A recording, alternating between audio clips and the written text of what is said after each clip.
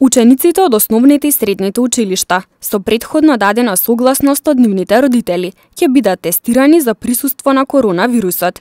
Скринингот ќе трае 5 дена, а со него ќе бидат опфатени околу 8200 деца.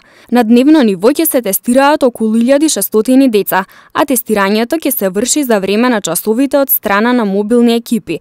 Најавениот скрининг во училиштата пак, наместо наредната недела, ќе биде пролонгиран за после изборите, додека од вторник ќе започне прибирањето дозволи од родителите за ваквото тестирање на учениците. Специјалистот по семејна медицина, доктор Светлана Трифуновска, даде свое мислење за скринингот на децата со ковид брзи тестови. Скрининг тестовите најчесто се користат во здравството за некоја брза ориентациона диагностика, така да искрено не знам како се планирани медицински, дали се во точен временски период, зашто, како би служеле, може да се искористат.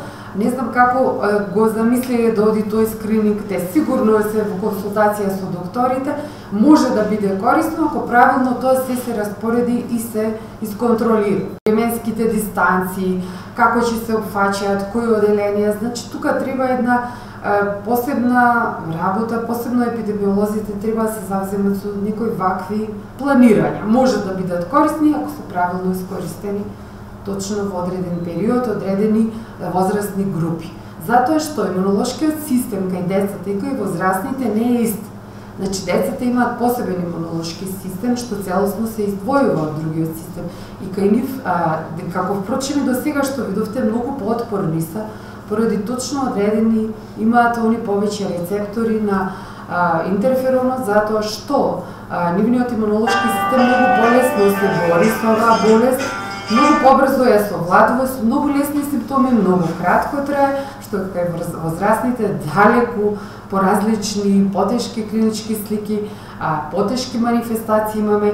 Знаете, тие цитокински бури што се развиваат, впрочем најголемиот проблем ни го прават во хоспитализираните, посебно пациенти, каде што има тешки последици, дури и смртни последици од ова SARS-CoV-2. Значи, сосема друг имунолошки систем, сосема друго, но сепак децата имаме еден голем проблем, медицински, што ни представуваат големи вектори, ми го пренесуваат вирусот заради тоа и мора да се инсистира кога во училиштата одат да си носат заштитни маски, да си држат дистанци, да си мијат раце. Знаете колку тоа тешко се изведува во услови во училиште, посебно каде што имаме помали дечиња.